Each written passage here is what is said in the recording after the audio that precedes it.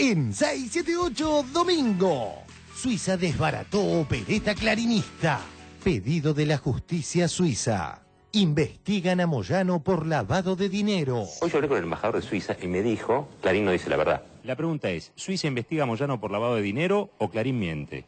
El Ministerio Público confirmó que el señor Hugo Moyano y su familia no están bajo investigación directa en Suiza. Las plumas hegemónicas se pusieron de acuerdo para repetir una vieja estrategia: generar división.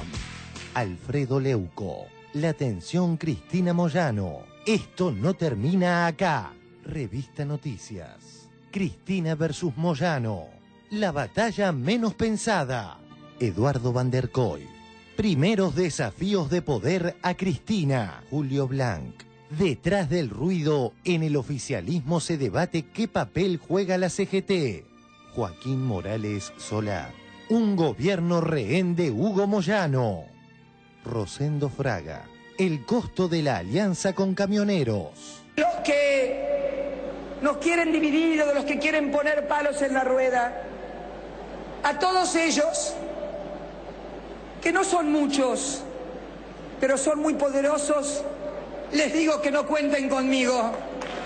Que no cuenten conmigo. La canción de TBR. La Nata versus Sandra Russo.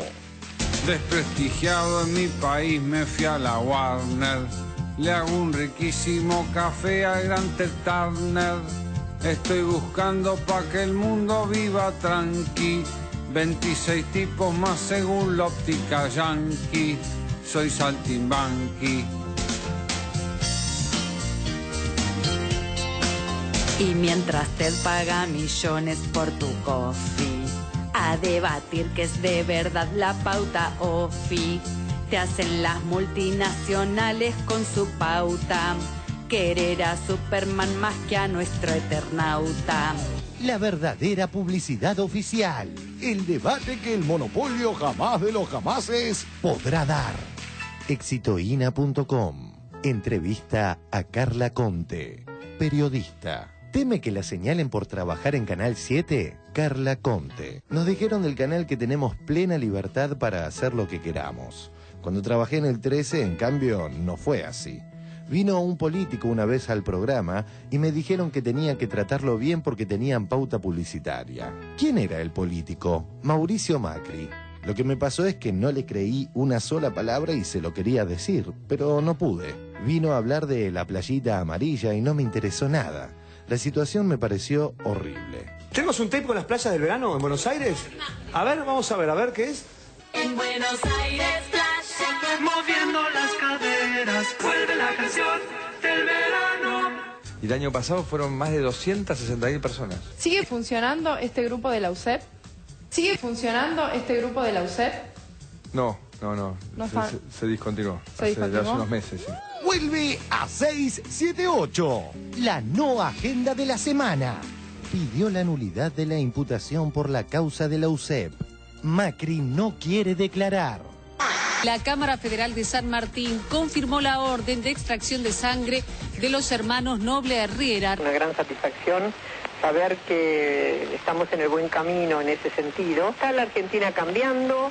Hay toda una posición de claridad en muchos medios que están explicando bien quién es quién. Clarín puede publicar lo que quiera, la justicia está haciendo lo que debe.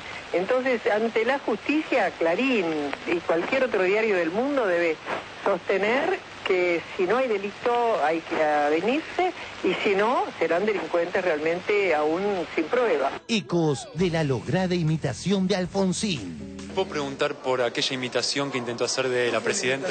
Me imagino este diálogo entre la presidenta y el jefe de gabinete. Señora presidente, presidenta, le habrá dicho. Señora, Cristina. ¿Viste que van a presentar el proyecto de ley? Que lo teníamos cajoneado ahí, van a insistir ahora. Bueno, no importa, lo vetamos. tomé el pelo a mí mismo. En primer lugar, te voy a decir, yo ni sabía en ese momento, yo soy bastante espontáneo. No sabía ni que había cámara, E hice un diálogo en un acto en el que era muy desestructurado, muy informal, poco solemne, que yo no soy además muy solemne. Y no es que uno sea un impostor, no es que uno diga, bueno, hay cosas que yo puedo hacer en privado y no en público. Y eso no es ser un impostor, yo no voy al baño con la puerta abierta. Nos visitan Aníbal Fernández, Ricardo Forster y Lucas Carrasco. Altas chances de programón, o me parece. Como decía un catalán, voy tratando de crecer y no de sentar cabeza.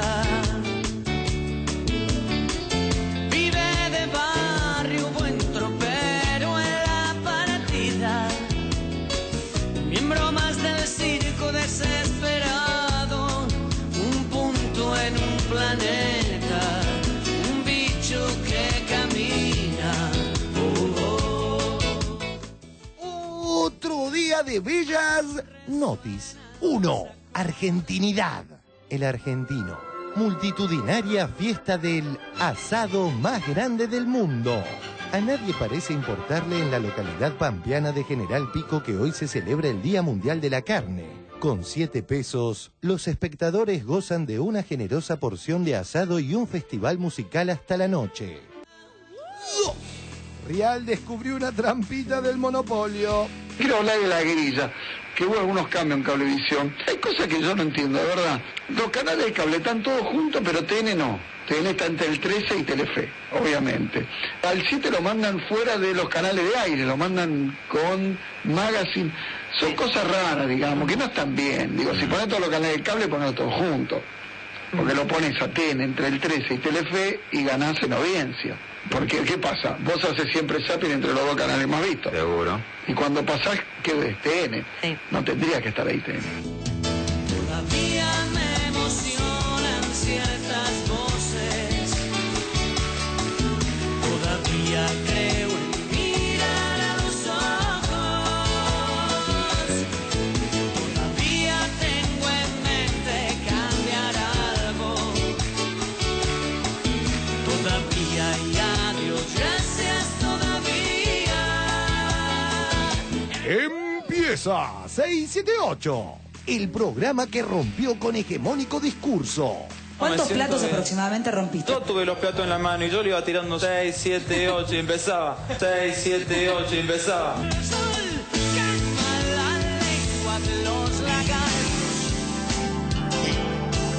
La verdad es buen veneno para las tripas.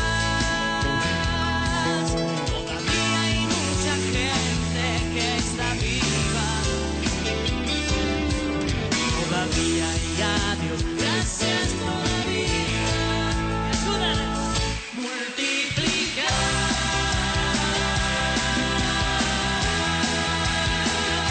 Es la tarea, es la tarea, es la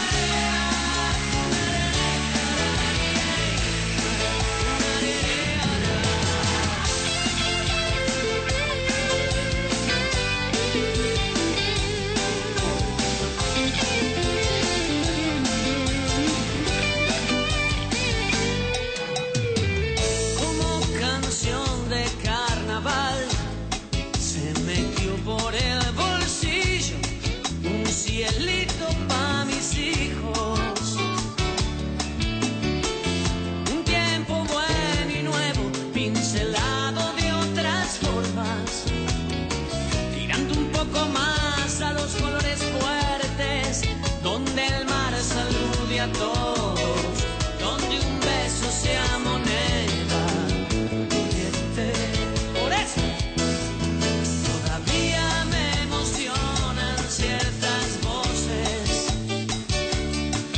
todavía creo en mirar a los ojos, todavía tengo en mente cambiar algo, todavía y adiós, gracias todavía. El sol quema la lengua de los lagartos.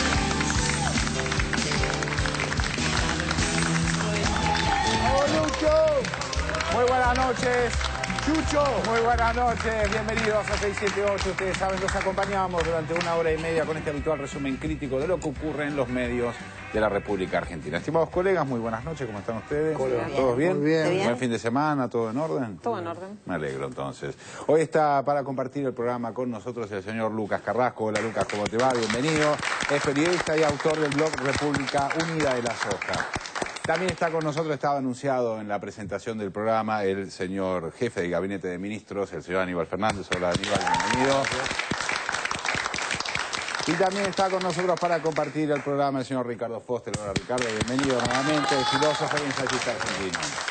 Bueno, obviamente uno de los temas del día tiene que ver con la situación que está pasando en este momento en la provincia de Chubut, donde ustedes saben hubo elecciones y estamos a la espera de los resultados. En este sentido, Aníbal, ¿tiene algo, algún adelanto? Sí, lo que venimos...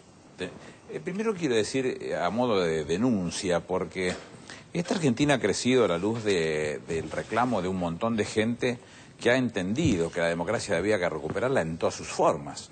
Había que recuperarla desde el punto de vista de la participación, pero también desde las formas, desde el fondo de cada una de las acciones que se llevaran a la práctica, que eso es también forma.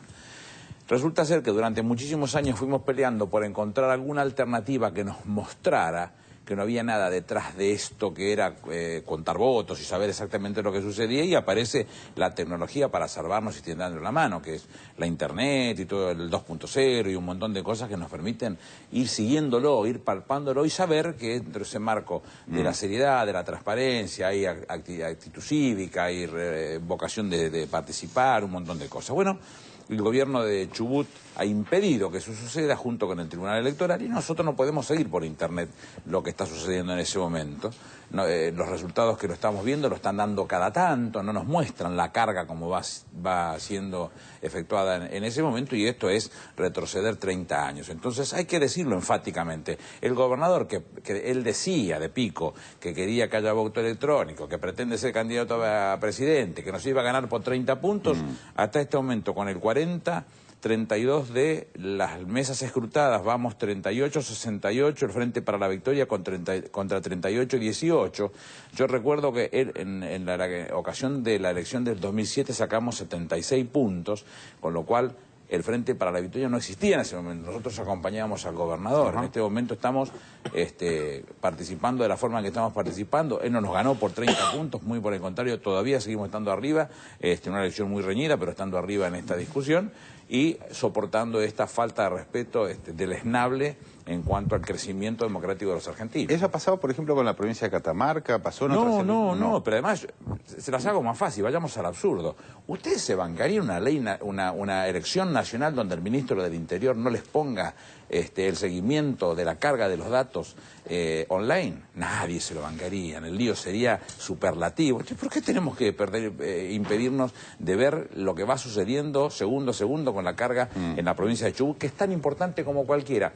Hoy vi colegas de ustedes en 2 o 3 medios que lo que pretendieron, acompañado por un periodista de los sesudos periodistas de los grandes medios, que le gusta hablar desde el llano, que Catamarca era el 1%. En la Argentina, 28 de noviembre en Santa Cruz, o Tolwin en Tierra del Fuego, o Dean Funes en Córdoba, Mantilla en Corrientes, son tan importantes como la Ciudad Autónoma de Buenos Aires, y a lo mejor tienen 2.000 habitantes cada uno. Entonces, en ese Estado federal que nosotros defendimos y que no nos ponemos colorados cuando definimos que es Estado federal, todos valemos por lo mismo. Entonces, eso de que nos vengan a decir que por Catamarca es el 1% o porque Chubut es el 1%, no tienen importancia, es una importancia superlativa como el que más. También queremos discutir por eso. Ministro, ¿no existe el radicalismo entonces en la provincia de Chubut? Porque tiene una participación muy baja, 10 y pico %, pero lo estamos viendo a la luz de estos datos que vamos sacando parcialmente, como si tuvieran que hacernos un favor. Es una vergüenza. Ahora, la justicia electoral de Chubut, cuando toma esta decisión, no tiene que argumentar nada, la toma y se terminó. Porque no existe, a ver, es un tema bueno para charlarlo eso, gracias por darme el pie, pero lo primero que van a decir es si no existe, no es obligación legal. Yo insistía hoy, Aristóteles decía hace unos 2000 y pico de años que las leyes no nacen cuando se las sanciona, sino nacen cuando echan raíces en la sociedad creando hábitos colectivos. Y esto es un hábito colectivo, sí, claro. Nos lo ganamos los argentinos. No es una atribución de la presidenta, que ha hecho muchísimo por ello, ni de su gabinete. Los argentinos peleamos para que tengamos un proceso democrático serio, respetuoso, fortalecido. Y entre otras cosas conseguimos, bueno, que lo que antes era... Sabe Dios qué cosa pasaba atrás ahí, los que podían estar contando por nosotros y nos contaban después lo que querían contarnos, hoy lo veíamos todos. Y resulta de golpe y porrazo volvimos 30 años atrás. Nos impidieron seguir de cerca lo que va sucediendo todos los días. Una torpeza. Bueno, habló el gobernador Das Neves hace un rato y también dio cuenta de los números, en este sentido, digamos, muy empatados, ¿no? Con muy poca pero no me diferencia. los dejan ver. Claro. Está clarísimo. Además la cantidad total de votantes es baja realmente para que haya tanta dificultad en llegar a una cifra concreta en el escrutinio. No es baja la cantidad. La cantidad debe ser 370.000. La cantidad exactamente de votantes habilitados para votar. Votó más del 80%. Los habilitados para votar son exactamente 352.212. Más o menos como en Catamarca. El tema es que la provincia tiene una dimensión distinta. Catamarca teníamos 706 mesas y acá tenemos 1.141 mesas. Pero no porque sea más el volumen, sino por más la dispersión. Entonces eso hace que tengamos inexorablemente que cargar 400 mesas más. Pero a la hora de levantarse, se levanta y se manda el telegrama y todo se carga con una rapidez bastante marcada. No tendría por qué haber inconvenientes. ¿Por qué impedirlo? Es una locura, eso nos lo ganamos todos. ¿Qué nos quieren sacar? Déjenos ver. Todos tienen que saber de qué se trata. Él quiere ser presidente, habla de voto electrónico. ¿Se imagina una elección de esta característica en voto electrónico que nadie vio cómo se metió voto por voto? El escándalo que se armaría. Yo soy un tipo muy crítico del voto electrónico por esa misma razón. ¿Cómo se resuelve ante esta situación? Acá es muy fácil. Hay que agarrar una actita de esta característica, son 1141, la pones en la mesa, agarras el borde del diario y una calculadora de mano y te pones una por una. El resultado te digo, ¿qué te digo? No hay discusión acá. 1141 actas, te cantan el cantaclaro de lo que fuiste. El voto electrónico, quién sabe cómo se lo muestra. Entonces, vienen a ser los grandes renovadores, pero son los conservadores del fin del siglo XIX. Es una catástrofe. Ricardo, ¿alguna opinión sobre esto? Parece un poco absurdo. Mañana a la mañana sabremos todos el resultado de Chubut, quién ganó, quién perdió, demorar algunas horas un resultado... Lo vemos sistemáticamente, ¿no? Es un poco una comedia de enredos que no tiene mucha significación. La verdad que lo importante es que hay una elección en Chubut, una provincia con una historia política interesante, y que un candidato que arrasaba hoy está tratando de contar hasta el último voto para ver si llega, con un poco de suerte, a ganar. Cuando decimos que arrasaba era 30% de diferencia. Hace un mes y medio atrás le daban las encuestas. Sí, ¿no? Sí, y si, como decía recién Aníbal, ¿no? En el 2007... el peronismo unido sacó el 70 y pico % de los votos, hoy más o menos el porcentaje es equivalente, pero partido en dos mitades, con un gobernador que supuestamente tenía una gran hegemonía provincial, hablaba de una gran administración, buscaba una proyección nacional y sin embargo ya cualquiera sea el resultado, Das Neves es un herido político.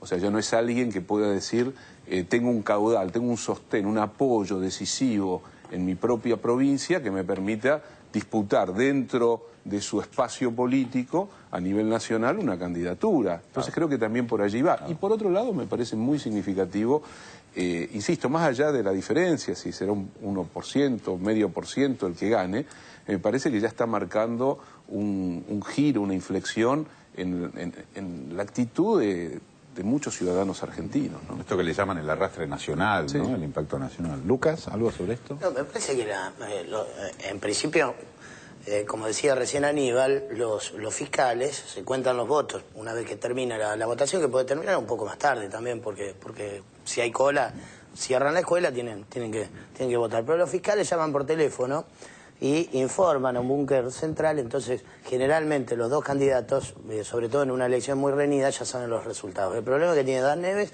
es que no es el triunfo holgado que esperaba. Y el segundo es que tiene miedo de perder. Entonces, lo que sin la complicidad de los medios de comunicación, que hay que ver cómo les sale, porque también acá entra el fastidio de los periodistas que tienen que esperar, que te tomen el pelo y demás. porque es verdaderamente una payasada no publicar los datos en Internet, pero lo que se intenta generar es un clima de incertidumbre y casi de epopeya. Entonces, si finalmente dentro de unas horas termina ganando por un voto Das Neves, se diluye un poco el discurso de que, porque si perdía iba a abandonar la política, si gana por un voto, abandonarla por lo menos un par de años, ¿no? Pero quiero decir, se intenta generar un clima de epopeya cuando en realidad la única lectura nacional posible de una elección reñida, más allá de quién termine siendo el ganador, es que si en Catamarca el peronismo federal saca el 2%, y es decir, y la disputa grande es con el radicalismo, en cambio en Chubut, a una semana, el radicalismo ronda más o menos el 10%, pero en ambas provincias, muy disímiles entre sí, el Frente para la Victoria está más o menos cercano al 45%, entonces la única lectura nacional matemática que uno tiene que sacar es que si eso es trasladable a un escenario nacional, entonces la presidenta estaría ganando en primera vuelta de ir, en todo caso, a la reelección, estaría ganando cómodamente contra una oposición fragmentada y dispersa y con un caudal que no alcanzaría ni siquiera a superar, qué sé yo, ni siquiera estar cerquita del Frente para la Victoria, ¿no? Un dato más. A ver. En el caso respecto de la posición de nuestra presidenta, que se bancó todos los palos desde el primer momento, que discutió palmo a palmo porque Federico Engels decía hace 140 años o 150 años que el último esclavo en liberarse va a ser la mujer, y en esto es el esclavo de las propias discusiones y las peleas que tuvo que dar para poder demostrar la capacidad para poder administrar. En la Argentina no hay nadie que lo pueda administrar, la única persona, por eso digo que es inevitable la candidatura de Cristina, es Cristina. Tuvo que dar demostraciones de todo característica, proyectarse a nivel internacional, pagar deudas a lo perro que no contrajo, y todo ese tipo de cosas demuestran hoy que no solamente se ganó en Catamarca y estamos discutiendo palmo a palmo para ganar en Chubut, sino que en las dos le lleva el doble al candidato a gobernador, y en este caso, este gobernador que pretende ser candidato a presidente, le lleva el doble, Cristina, en Chubut. Está claro, ¿no? Bueno, vamos a cambiar de tema, ¿sí? ¿Les parece? En este caso volvemos al tema Moyano, porque ustedes saben que Suiza desmintió la tapa que había publicado el diario Clarín con la acusación de parte de Suiza por supuesto lavado de dinero de parte de Moyano. Vemos el informe y lo debatimos. Dale. La operación de Clarín contra Moyano. Suiza desmintió al monopolio. Así es. En un nuevo intento por embestir contra Moyano, el monopolio mintió diciendo que Suiza investiga al líder de la CGT. Desmintiendo a Mañeto, esto fue lo que dijo el embajador del país helvético en la Argentina. Durante una semana Clarín y Perfil, Clarín y el diario Perfil, que es una especie de hijo que tiene ahí cerquita, en un satélite que tiene cerca de hacer cosas parecidas, comienzan a publicar notas sobre Covelia y Moyano. Esas notas son los elementos de prueba que después llegan supuestamente a Suiza y donde se abre de oficio una investigación en relación a una sola persona. Yo la tengo acá anotada, que es Ricardo Sí, es un apellido complicado. Es un apellido complicadísimo, pero es el señor presidente de Covelia. ¿Tá?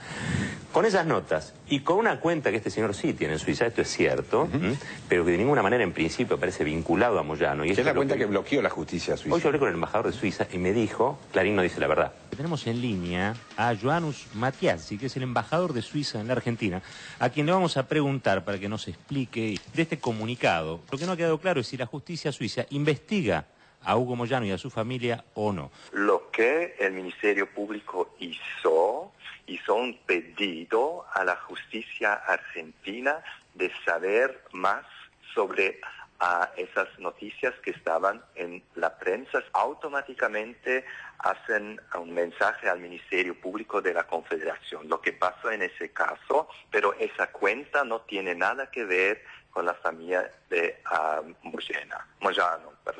Lo que le quería preguntar es concreto. Hoy Clarín dice: Suiza investiga a Moyano por lavado de dinero y Camioneros Valpar. Pedido de la justicia suiza. Investigan a Moyano por lavado de dinero. La pregunta es, ¿Suiza investiga a Moyano por lavado de dinero o Clarín miente?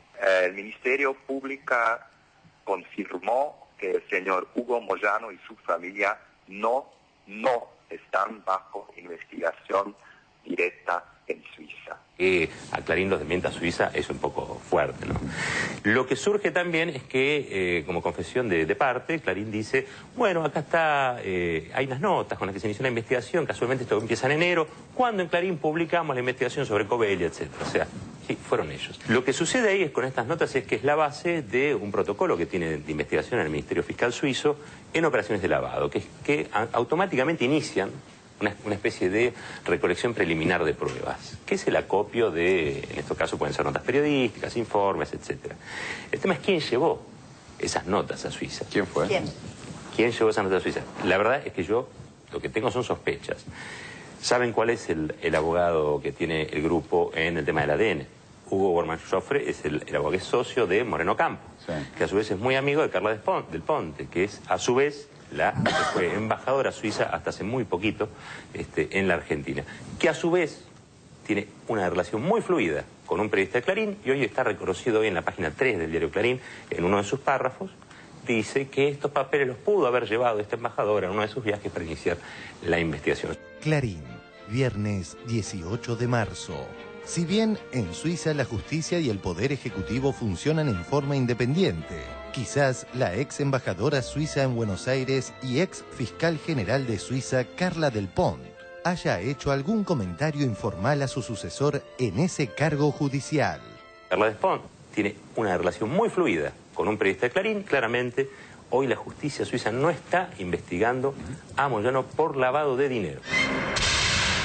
Ahora veamos cómo fue la operación clarinista. Investigado por lavado de dinero a requerimiento de la justicia internacional, Moyano. Moyano investigado por lavado. También hay muchas contradicciones respecto a la información que llega de Suiza, porque ahora dicen que el fiscal general sabió aclarar que no investiga ni a Moyano ni a su hijo. Minutos más tarde. Todavía no lo conocen. Aparte, Ollarvide es un tiempista, lleva la causa a la larga. Sí. Mide los tiempos políticos. La información que llega de Suiza, el fiscal general sabió aclarar que no investiga ni a Moyano ni a su hijo. Pedido de la justicia suiza. Investigan a Moyano por lavado de dinero. El fiscal general sabió aclarar que no investiga ni a Moyano ni a su hijo. En sintonía con Clarín, Infobae, desdiciendo a C5N del mismo grupo, el viernes a la tarde debía reconocer que Moyano ni siquiera aparece mencionado en el pedido de la Fiscalía Suiza. La justicia argentina pidió más detalles, mientras desde Suiza dijeron que nunca mencionaron a Moyano. Muy complicado judicialmente otra vez Hugo Moyano, pero esta vez quien investiga es Suiza, no la Argentina. Desde Suiza dijeron que nunca mencionaron a Moyano. Y también en la misma dirección, otro que siguió la línea de Clarín y afines fue Nick en La Nación, quien repitiendo falsas verdades y a través de un gato hizo una humorada sobre el tema. La Nación, por Nick. ¿El gobierno se asustó un poquito con la apretada de Moyano? ¿Recularon un cachito? Y bueno, mire, antes el exhorto empezaba diciendo: el señor Moyano ha lavado, y ahora ha lavado señor Moyano. Ya quedó claro quién es el jefe. No es más Huguito, es Hugo Boss. El Ministerio Público confirmó que el señor Hugo Moyano y su familia no están bajo investigación directa en Suiza.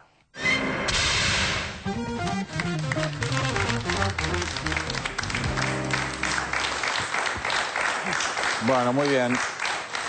A ver, ministro, hay una lectura que aparece como fácil en principio, que es, publican una mentira y el mundillo político, periodístico, etcétera, se engancha de esa mentira durante todo un día, inclusive la propia CGT. Los que se engancharon no lo hicieron de inocentes, ¿eh?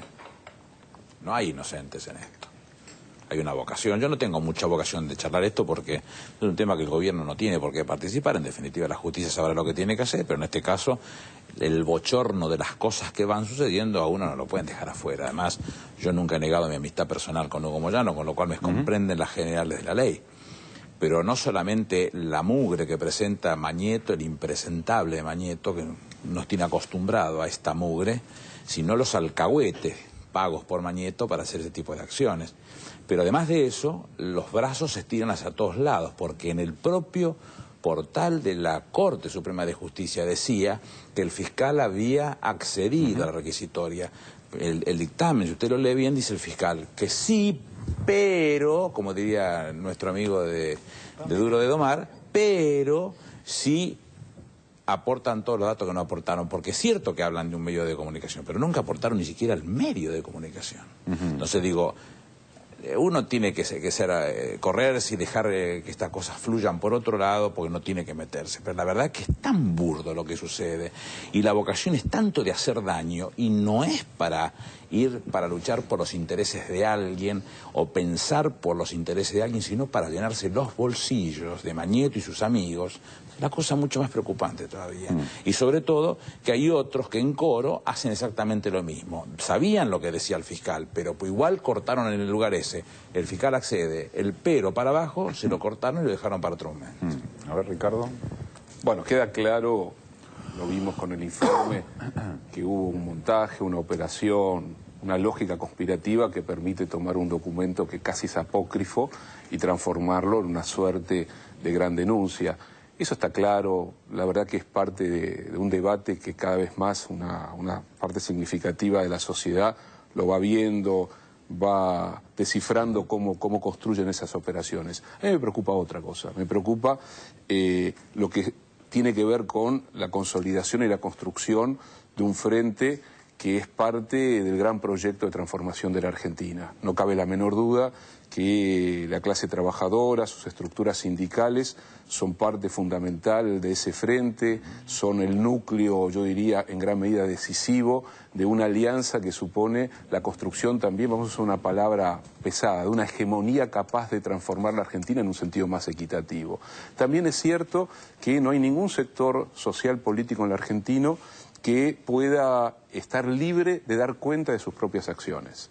Es muy bueno, es imprescindible que un movimiento con una historia tan significativa, tan importante, tan compleja, en muchos casos dramática, en otros heroica, como es el movimiento obrero argentino a través de sus estructuras sindicales, pueda salir socialmente a expresarse, a decir lo que piensa, pero también es bueno que otros actores políticos, sociales, económicos, gubernamentales, puedan decir con qué están de acuerdo y con qué no están de acuerdo. Personalmente yo creo que es muy bueno que Hugo Moyano, que los dirigentes sindicales puedan salir a repudiar una política de demonización del sindicalismo argentino y que también implica romper un prejuicio estructural que atraviesa una parte importante de la clase media.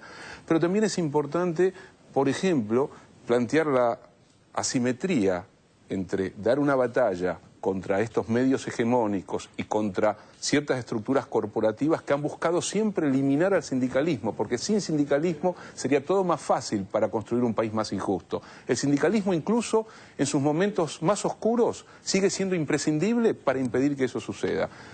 Pero me parece que el problema es cuando se resuelve un paro nacional con movilización a Plaza de Mayo, que creo que produce lo que podríamos llamar una cierta confusión para muchos hombres, mujeres, actores políticos, sociales que se sienten parte de este proyecto y que de alguna manera quedaban como afuera de este conflicto.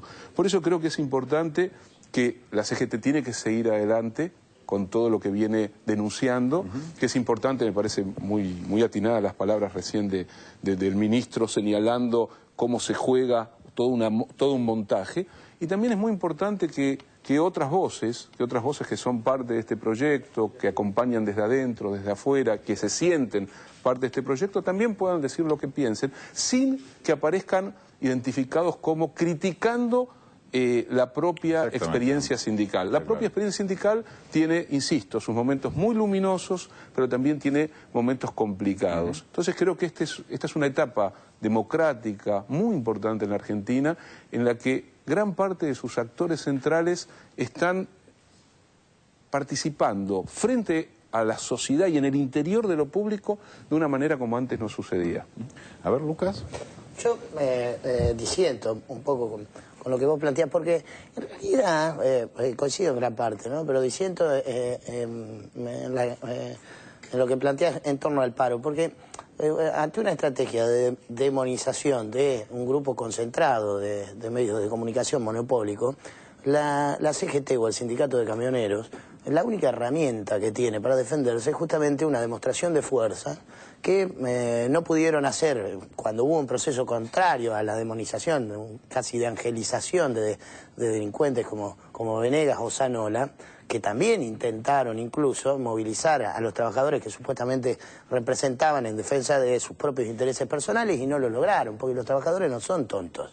Entonces, cuando se ataca a la principal figura de un gremio donde sus trabajadores han, por un lado, resistido las políticas neoliberales más duras de los años 90 y por el otro lado han crecido muchísimo al ritmo de lo que ha crecido el país, pero han crecido materialmente sus ingresos, utilizan la única herramienta que tienen disponible. Entonces, después, obviamente que cualquier evaluación política es válida, pero hay que entender que lo único real en última instancia terminó siendo una payasada en términos jurídicos, porque imagínense que yo no me puedo imaginar a un fiscal argentino diciendo que en torno a los rumores que corren sobre Suiza, que vos te imaginás, ¿no? Porque del oro de los nazis hasta esta fecha, Suiza es acusada de lavar dinero, no de justamente de perseguir a los lavadores, ¿no? Pero que le mande al gobierno de Suiza una citación diciendo en base a... todo eso no tiene ninguna solidez.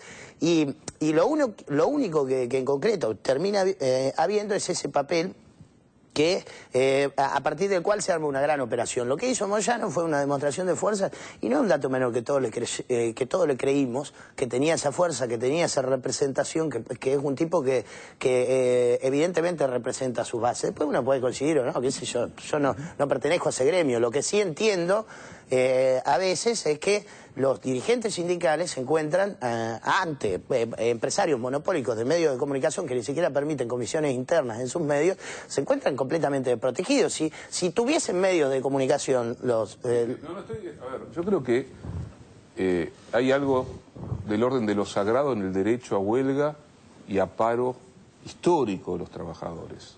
Yo creo que nadie discute el derecho de los trabajadores de hacer paros allí. Bajo ese criterio, el 17 de octubre de 1945, por una persona que ni siquiera era sindicalista, no se convocaba un paro general. A ver, bueno, estamos jugando con momentos históricos muy diferentes. El problema también no es el derecho del gremio de camioneros, de Hugo Moyano, incluso de los gremios que conforman la CGT, a salir a defender a su máximo dirigente, incluso a llamar un paro.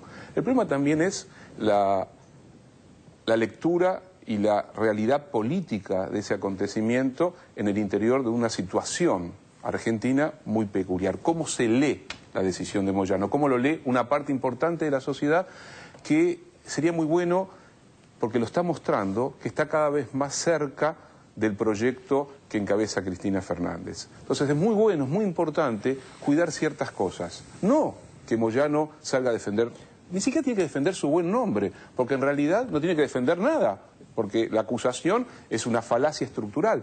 Pero sí es importante cómo... Pero sí es importante... que lavar dinero. A ver si ahí tenemos un combo que es bueno desagregarlo.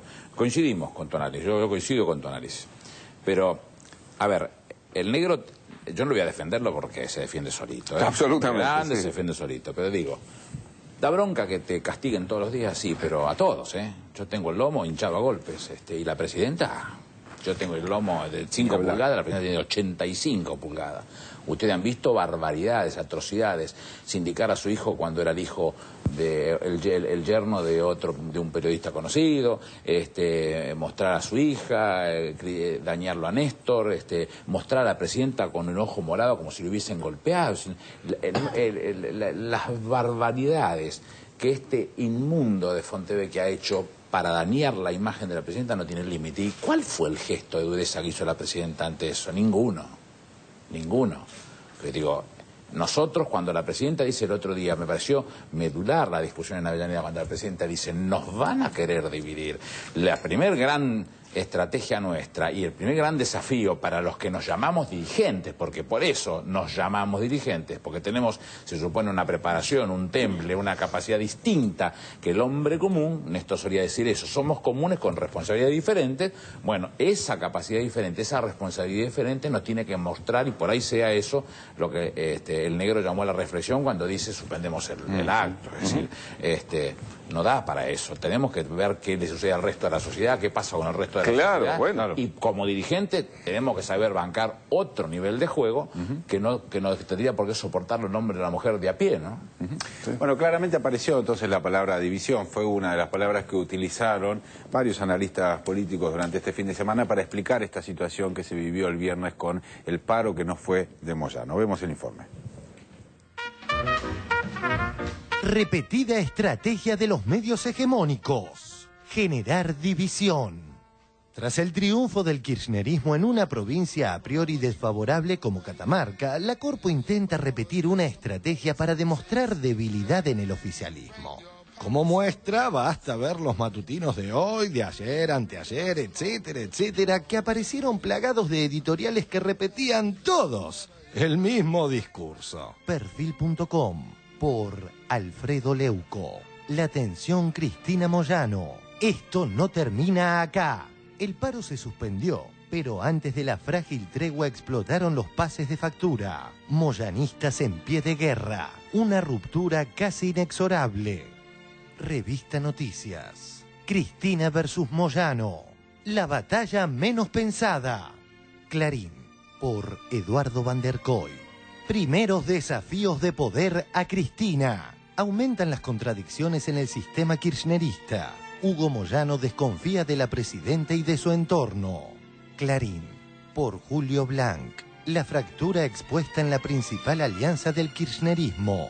Detrás del ruido, en el oficialismo se debate qué papel juega la CGT. La Nación, por Joaquín Morales Solá. Un gobierno rehén de Hugo Moyano. La Nación, por Rosendo Fraga. El costo de la alianza con camioneros. Moyano no fue un aliado fácil, y las tensiones entre el dirigente camionero y la Casa Rosada fueron frecuentes, aunque no manifiestas, desde la muerte de Néstor Kirchner. Recordemos lo que escribió Fraga en su columna del diario La Nación a horas de la muerte de Néstor Kirchner. Sus declaraciones fueron desmentidas por Moyano a los pocos días. La Nación, a horas de la muerte de Néstor Kirchner. Sin Kirchner, Cristina puede asumir el poder. Ella ahora puede adoptar algunas decisiones que se reclaman, como tomar distancia de Hugo Moyano y terminar con su influencia. La presidenta es la jefa del movimiento. Eso nadie lo puede discutir. La jefa del movimiento es la presidenta de la Nación, porque ese es el rol que cumple el justicialismo. Por eso que una vez que comencemos a reunirnos, esto va a ser lo primero que se va a determinar, es que la jefa del movimiento es Cristina. El viernes en Avellaneda, Cristina se refirió al intento de algunos pocos por generar divisiones. Recién hablábamos en voz baja con Daniel de los que nos quieren dividir o de los que quieren poner palos en la rueda. A todos ellos, que no son muchos, pero son muy poderosos, les digo que no cuenten conmigo. Que no cuenten conmigo. Yo no vine a dividir. Yo no vine a separar. Yo no vine a combatir a nadie. En todo caso, vine a combatir a la pobreza, a la desigualdad, a la injusticia, a la ilegalidad.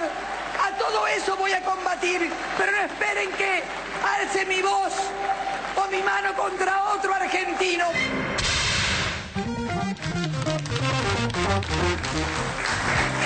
Bueno, muy bien.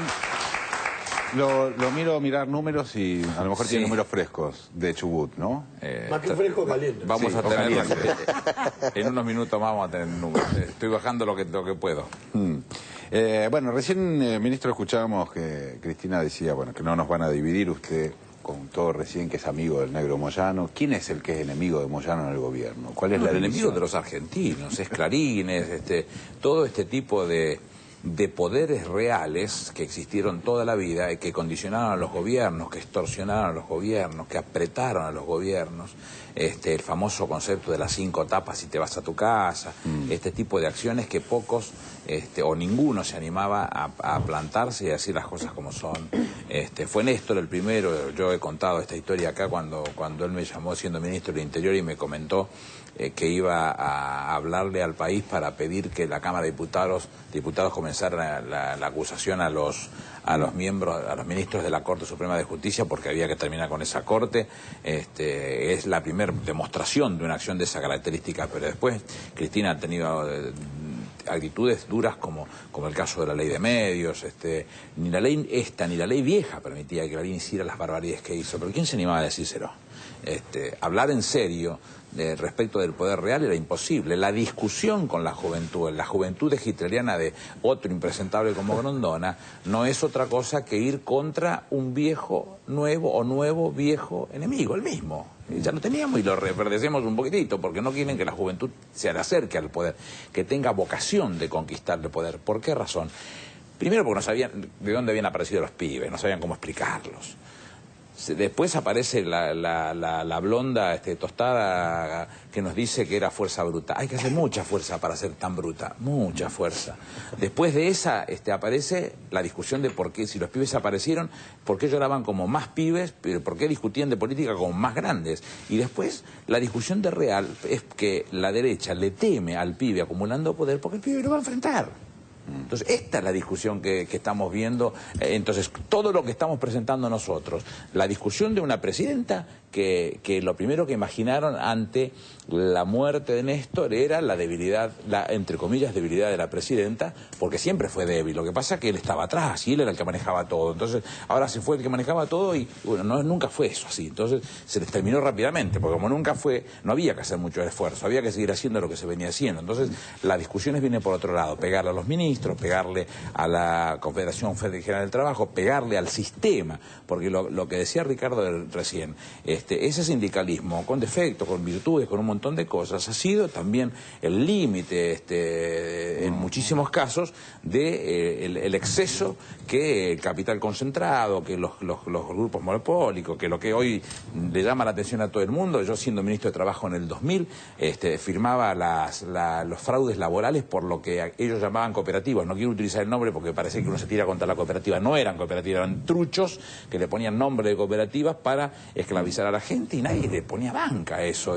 Y hoy ya nadie calla, ni al trabajador mismo se calla. Entonces debemos replicar todas estas cosas para que eso siga creciendo. Todos estos son enemigos de ellos. ¿Por qué? Porque no nos dejan ganar plata como ganaban. Y estas cosas hay que decirlas. Vamos a seguir teniendo agravio de toda característica, intentos de división de toda característica, acciones de toda característica, que la presidenta, que no es de arriar con un palito, la presidenta es una persona dura en este tipo de acciones, lo dice con toda la claridad que lo dijo en un acto público.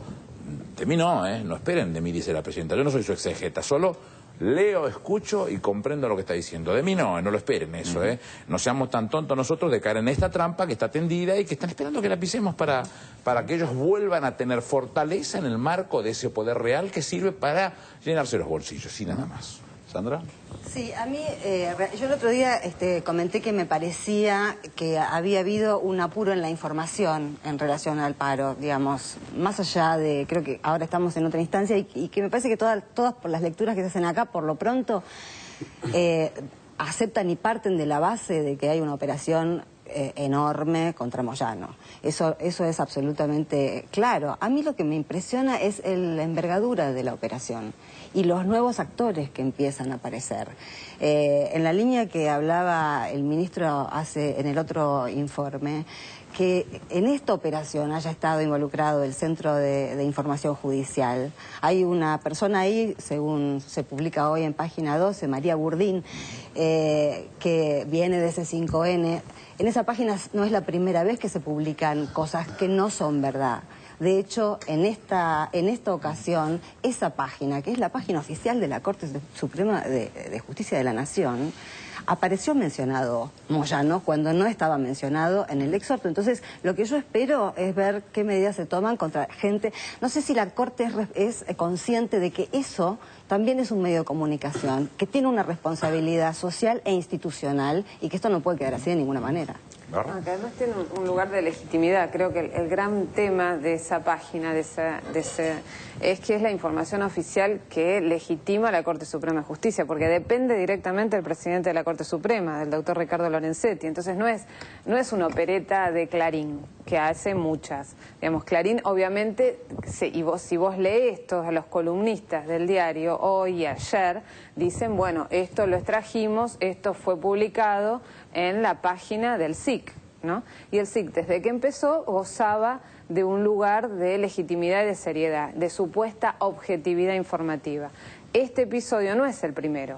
Quizás es el más grave institucionalmente por lo que implicó y por el momento en el que se está viviendo, pero me parece que es muy claro y ahí hay responsabilidades concretas, digamos, nadie puede ser inocente. Además, cuando el presidente de la Corte Suprema toma la decisión de hacer esta página web para legitimar la información judicial, para priorizar, que es una forma de orientar la agenda de todos los medios de comunicación y de todos los periodistas que siguen la información judicial, es una decisión política. Ahora, yo no entiendo un problema de tiempo que hay, porque claramente Suiza aclara esta situación alrededor de las 11, 11 y media de la mañana, ya saca un comunicado a través de una agencia de noticias, después habla la embajada, y la cosa dura como 7 horas más, cuando en realidad ya había una verdad pronunciada por él. Y dura de todos lados, desde el lado del periodismo y también del lado de la CGT, porque la CGT da una respuesta como a las 7 de la tarde. Yo creo que hay dos planos, ¿no?, que sería interesante pensarlos. Por un lado, creo que efectivamente estamos ante operaciones, ante intentos de romper la unidad interna. Han leído que la oposición es cada vez más débil, más impresentable, se fragmenta más y no tiene ninguna chance de revertir un proceso electoral. Por lo tanto, buscan dinamitar la unidad que hoy expresa alrededor de la figura de Cristina Fernández todo este proyecto. Pero también hay algo que a mí no me gustaría dejar de decir.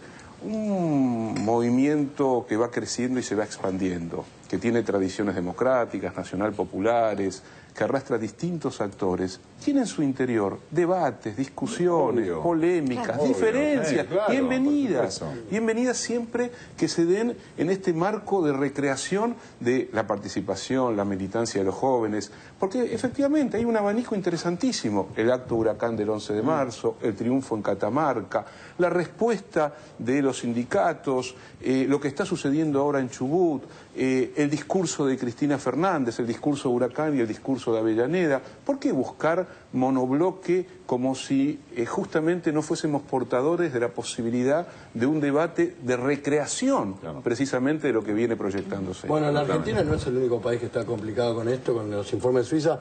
Habría pedido hace muy poco informes sobre notas publicadas acerca de Gold Silver. Trulalá es un quilombo en estos momentos porque parece que el dinero es mal habido. Trulalá. Sí, está complicado. Respecto de los recortes periodísticos, quiero decir que hay una prensa que está discutiendo... Se lo van entendiendo. Perdón, disculpame. No, Orlando, por favor. No, está bien. No, digo que los recortes periodísticos como base y sustento de una investigación, después de lo que hemos visto con el caso de Wikileaks, con el caso de la prensa en la Argentina y en otros lugares del mundo, cómo miente, cómo podés, siendo un político, o siendo a favor tuyo incluso, no podés citar un recorte periodístico, así sea de tu periodista más noble, porque no es el recorte periodístico un fundamento para una acusación. Y la pregunta que se me ocurre es, ¿cómo queda Moyano, Hugo Moyano, después de esto? Es muy interesante pensar psicológicamente en la sociedad, después de lo que se habló acá, ¿qué significa? ¿Cómo queda? Porque la resistencia es lo que impone al prejuicio, porque acá se habló de un prejuicio que hay con la clase obrera y sobre todo con los sindicalistas, y más si son grandotes como los camioneros. Entonces yo me preguntaba, se discute mucho la actitud política de Hugo Moyano. ¿Y qué si no un actor político, un trabajador sindicado? ¿Qué es la mesa de enlace cuando hizo el lockout? ¿No son actores políticos? ¿Y qué son los medios dominantes cuando hacen tapas que transmiten tragedia y transmiten desánimo a la sociedad? ¿O no están haciendo actos políticos? ¿Por qué la CGT no pudo hacer un acto de prepotencia en el estilo de la CGT, que no es el estilo de otros organismos, no de la UIA, por ejemplo, que lo que hace es inflación o lo que hace es desabastecimiento? La CGT comete ese, vamos a decir, ese acto inapropiado. ¿Para quién inapropiado? y acá, si querés, discutimos esto porque es bueno. ¿Inapropiado para qué? Para lo que tenemos sabido, que no conviene que las clases medias se asusten de las huelgas. ¿Y por qué tenemos que hacerle caso al prejuicio y cambiar nuestra actitud espontánea? Yo creo, y acá coincido creo con Edgardo Moca, que hoy escribió en Página 12 una nota interesante, es un politólogo, lo cito porque en ese sentido es más referente que yo, y él dice que el acto de haber declarado una huelga que no se realizó fue un acto de potencia gremial, de potencia política, que permite una discusión y una sospecha, porque hay quienes dicen que quiere competir con el gobierno nacional, la CGT. Esa fue la lectura de los medios hegemónicos. ¿Y por qué solamente ese concepto o esa sospecha? Y si es una potencia para demostrar que la CGT es un medio, los trabajadores son un medio de reserva, de resistencia de este proyecto, como estuvimos hablando, no es tan llano todo. Y termino diciendo esto. Todos los analistas que hoy cuestionaron, y ahí lo vimos en el informe, que cuestionaron y dicen que hay división en el kirchnerismo, ¿por qué están de mal humor? Tendrían que estar contentos. Si es la única forma que pueden ganar las elecciones. Lo que quisieron provocar era la división. Como eso les falla, el plan B era entonces provocar el enfrentamiento, porque el Negro Moyano, o la CGT, o el Movimiento Obrero Organizado lo que busca es el poder. Y es una verdad de perogrullo, la Constitución se lo permitió. Además, yo, como peronista, desde muy chiquitito peleaba para que el sindicalismo no fuera un sindicalismo amarillo que solamente viene a pedir. Él es un actor, como vos lo decías y como lo decía Ricardo, es un actor fundamental de la vida de los argentinos. ¿Por qué no tienen derecho a pretender formar parte de la discusión política? Las libertades son para todos. Somos libres de verdad. Después veremos cómo a la hora de componerlo, la jefa del Movimiento Nacional Peronista tomará la decisión, porque nosotros no ocultamos, la marca la tenemos en el orillo, de nuestra procedencia peronista, pero acá lo que buscamos es abrir el abanico lo suficientemente amplio como para que entren hombres y mujeres de otras formaciones políticas o de otra procedencia política con vocación de transformar esta Argentina injusta en una Argentina pasible de ser vivida. Es decir, la que tomó Néstor, prendida a fuego, no está más. Y como Néstor decía, estamos saliendo del infierno, ya pasamos hace rato ese tema. Hoy estamos con opciones a transformarla de verdad, porque la pobreza la tenemos casi en un dígito, la indigencia prácticamente desapareció con la asignación universal por hijo. Entonces nuestras transformaciones se vienen todas una tras de otra. Y es imperioso que aquellos que crean que tengan cosas para dar a su gente, nada menos que los que representan la columna vertebral del movimiento, el movimiento obrero organizado y las organizaciones sindicales que tienen su responsabilidad en este tema, a lo mejor no es malo que hayan dicho lo suyo.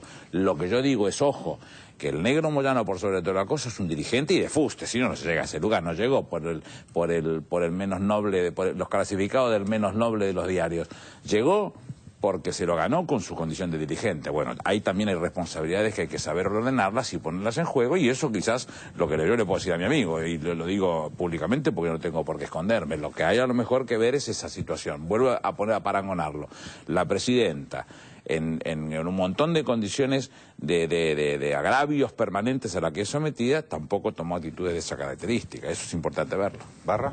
Justamente quería retomar, pero justo también retomó el ministro esta idea de que yo creo que no es lo mismo que la presidenta como jefa de una administración y representante de un gobierno nacional, o sea, del Estado de un país, se tiene que bancar las cosas, igual que un ministro se banca las cosas, porque digamos, no está representando a ninguna parte, ningún grupo, ninguna corporación, ningún grupo interesado. Moyano es diferente, cuando lo atacan a él, atacan a al sindicalismo y al movimiento obrero organizado. Con lo cual él sí tiene atrás a una parte muy específica de la sociedad, con lo cual una reacción me parece que es más lógica. Digamos, yo entiendo esto, bueno, yo me la banco, vos te la bancás, pero él se está bancando otra cosa. Pero él se la bancó porque él, cuando llegó el momento, tomó la decisión acertada. Es decir, su dote de dirigente fluyen cuando lo necesita que fluyan, y tomaron estado público y salieron a la luz en el momento que lo necesitó. Muchachos, lo que ustedes dicen es lo que yo voy a hacer. Estoy dispuesto a ponerme adelante de todos y pelear para que esto no suceda. Pero, ¿sabe qué? No hagamos el paro porque no tiene sentido como están dadas las cosas. Hagamos otra cosa. Suspendámoslo. Dejámoslo ahí, pero nosotros aboquémonos a lo que tenemos que abocarnos, porque él también se da cuenta que lo quieren dividir, Lo quieren romper de la misma manera, porque Esto lo dijo el negro cuando hicieron el acto el 9 de julio. Él extracta en su discurso un pedacito así, que es el eje central de la discusión. Si nosotros no estamos en el gobierno, olvídense de las 1.800, 2.000 convenciones colectivas de trabajo. Eso de sentarse con el patrón a discutir las formas del trabajo y el salario del trabajador. Olvídense de ese tema. Entonces la discusión es esa. Lo tiene muy en claro. Sí, él mismo lo dijo, no hay que explicarlo demasiado. Entonces la discusión de que estamos hablando es de lo que nos interesa a nosotros. Realmente vamos por una Argentina donde todos tengamos una igualdad de oportunidades, en el trabajo, en educación, en crecimiento, en investigación, en salud, de lo que sea. Para hacer eso tenemos que tener en claro que hay enemigos del otro lado que no quieren que suceda eso. Señores, vamos al corte, en un ratito volvemos, dale.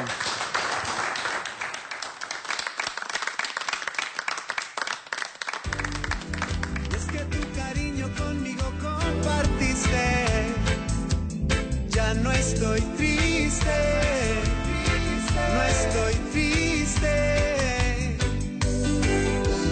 Ya cambió de nada, tu amor me diste. Ya no estoy triste, no estoy triste.